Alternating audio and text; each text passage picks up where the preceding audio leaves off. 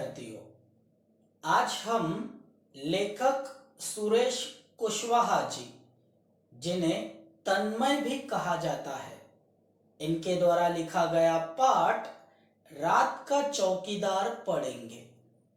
पाठ के नाम से ही आपको पता चल गया होगा कि यह पाठ चौकीदार अर्थात वॉचमैन के ऊपर है। इस पाठ के माध्यम से लेखक क्या समझाना चाहते हैं, यह समझने के लिए चलिए इस पाठ को पढ़ते हैं। पहला पैराग्राफ है, दिसंबर जनवरी की हाड़ कपाती ठंड हो, झमाझम बरसती वर्षा या उमस भरी गर्मी की रातें, हर मौसम में रात 12 बजे के बाद चौकीदार नाम का यह निरीह प्राणी सड़क पर लाठी ठोकते, सीटी बजाते, हमें सचेत करते हुए कॉलोनी में रात भर चक्कर लगाते रोज सुनाई पड़ता है। इस पहले पैराग्राफ में लेखक का कहना है कि चाहे कितनी भी ठंडी हो, चाहे कितनी भी बारिश हो या चाहे कितनी भी गर्मी हो, चौकीदारी एक ऐसा जॉब है जिसमें छुट्टी या हॉलीडे नहीं होता।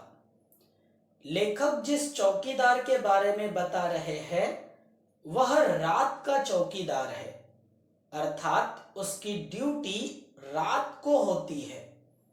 सब सो जाने पर यह अकेला इंसान लाठी जमीन पर ठोकते हुए, सीटी बजाते हुए हमारी और हमारे पूरे कॉलोनी की सुरक्षा करता है।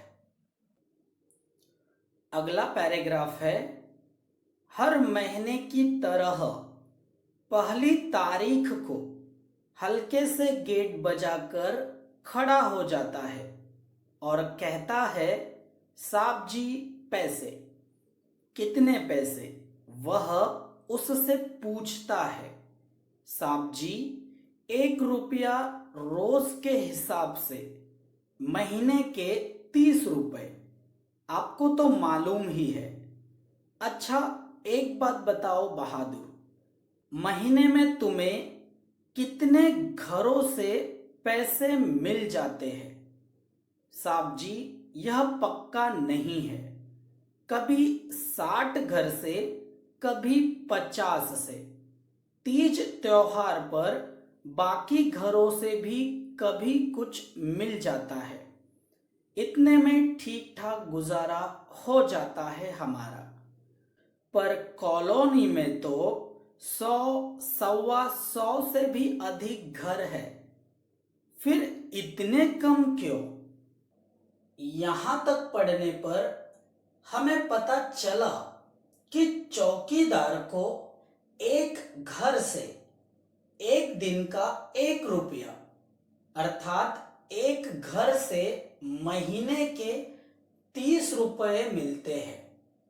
पूरे कॉलोनी में 100 से लेकर 125 तक घर है। 125 का अर्थ होता है 125।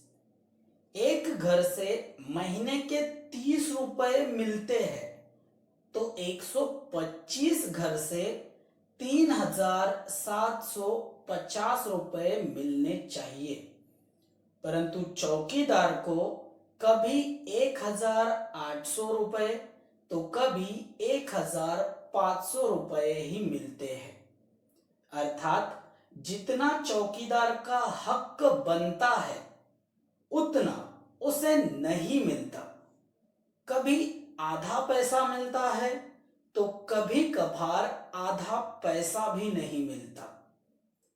इस पैराग्राफ से हमें पता चल गया होगा कि लोग काम करवा के ले रहे हैं परंतु पैसा पे नहीं कर रहे हैं।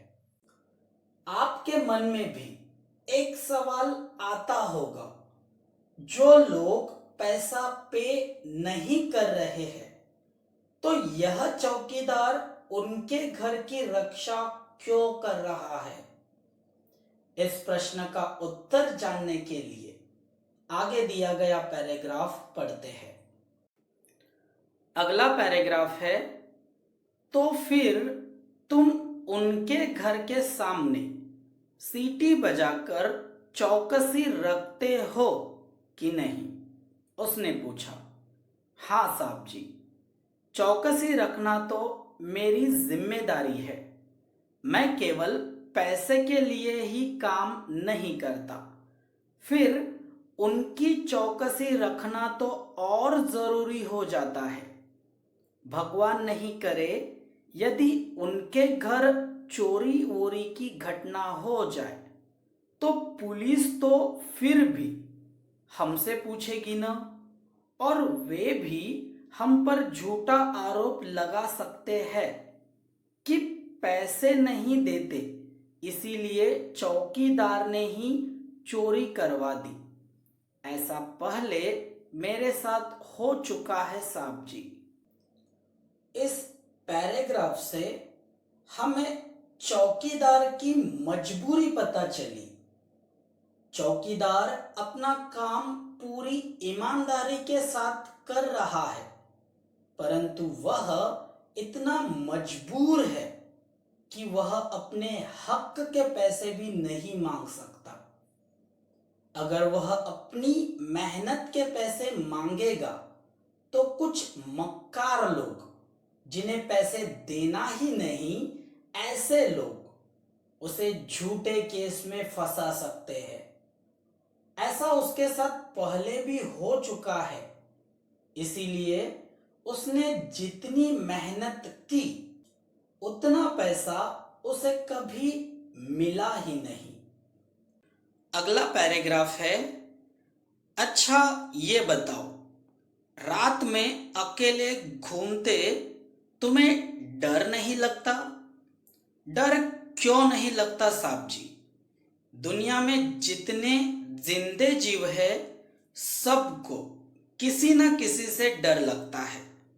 बड़े आदमी को डर लगता है तो फिर हम तो बहुत छोटे आदमी हैं। कई बार नशे पत्ते वाले और गुंडे बदमाशों से मारपीट भी हो जाती है। शरीफ दिखने वाले लोगों से झिड़कियां, दुत्कार और धौंस मिलना तो रोज की बात है। इस पैराग्राफ से हमें पता चला कि गुंडे, बदमाश, नशेड़ी लोग शरीर पर चोट करते हैं और पढ़े लिखे शरीफ लोग अपना रुतबा दिखाकर, डांट कर, अपमानित कर कर या इज्जत उतार कर सीधे मन पर घाव करते हैं। यह जॉब ऐसा जॉब है जहां न तो आपको पूरे पैसे मिलेंगे न इज्जत मिलेगी। डॉक्टर, इंजीनियर के बच्चे गर्व से कहते हैं कि मेरे पिताजी या मेरी माताजी डॉक्टर है, परंतु चौकीदार के बच्चे हिचकिचाते हैं। चौकीदार को न बाहर इज्जत है न घर के अंदर। अगला पैराग्राफ, अच्छा बहादुर, सोते कब हो तुम? वह फिर प्रश्न करता है।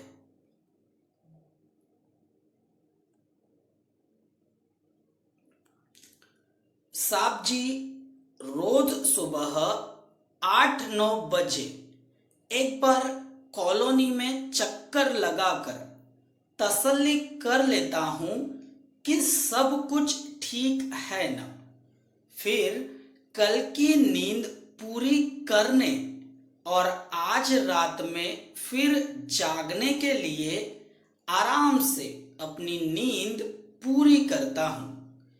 अच्छा साहब जी, अब आप पैसे दे दे तो मैं अगले घर जाऊं। अरे भाई, अभी तुमने ही कहा कि जो पैसे नहीं देते उनका ध्यान तुम्हें ज्यादा रखना पड़ता है, तो अब से मेरे घर की चौकसी भी तुम्हें बिना पैसों के करनी होगी, समझे? जैसी आपकी इच्छा साहब जी। और चौकीदार अगले घर की ओर बढ़ गया। मैं सोचता हूं कि बिना किसी ऊपर दबाव अथवा नियंत्रण के एकाकी रूप से इतनी जिम्मेदारी से अपना कर्तव्य निभाने वाला, हमारी सुरक्षा की चिंता करने वाला, निष्कपट भाव से करने वाला यह रात का रखवाला स्वयं कितना असुरक्षित और अकेला है। मैं रात भर ऊहापोह में रहा, ठीक से नींद भी नहीं आई। सवेरे उठने तक मैं निर्णय ले चुका था। मैंने चौकीदार को बुलाया, उससे कहा, मेरे घर की चौकसी करने का तुम्हें पूरा मेहनताना मिलेगा। चौकीदार ने सलाम किया और चला गया। मैंने चैन की सांस ली और उसके प्रति श्रद्धा बढ़ गई। इन पैराग्राफ से हमें पता चला कि चौकीदारी करना कोई आसान काम नहीं है। ड्यूटी का समय खत्म होने के बाद भी यह चेक करना होता है कि सब कुछ ठीक है या नहीं। परंतु कुछ लोगों को चौकीदार की मेहनत नजर ही नहीं आती। यहाँ पर जो व्यक्ति चौकीदार से बात कर रहा था, वह सोचता है कि वह भी पैसे नहीं देगा, परंतु सच्चा इंसान कभी किसी के मेहनत के पैसे नहीं खाता और पाठ के अंत में वह चौकीदार को उसके मेहनत के पैसे अदा कर देता है।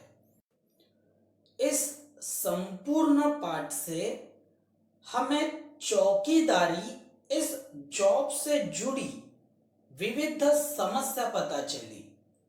लेखक चाहते हैं कि हम मुफ्तखोर नहीं बने।